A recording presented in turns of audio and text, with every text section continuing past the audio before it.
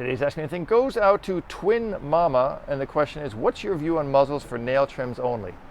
You know, good question. I mean, you got to get your dog's nails trimmed, and if the dog is really mouthy, I mean, I would really, what's going to happen by putting the muzzle on the dog is the dog is going to get more and more suspicious, because the only defense the dog has is their mouth. And if they can't use their mouth, they're going to get more frustrated. So that's something to think about. But what I would try to do is I would try to use the muzzle and take get like a muzzle that you can feed the dog still a little bit through the front, and get the dog to see the nail trim, whatever you're using, if you're using the trimmers or the Dremel, and expose the dog slowly to that object.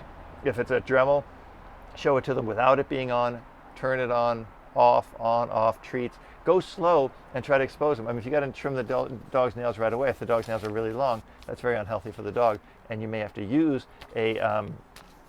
a muzzle to protect yourself so you don't get bit.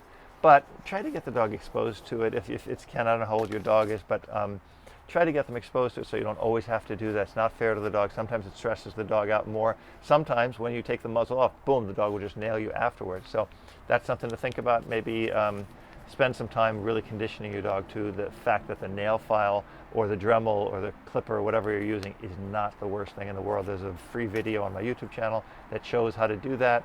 Go for it. Have fun. And if you've got a question, ask me anything.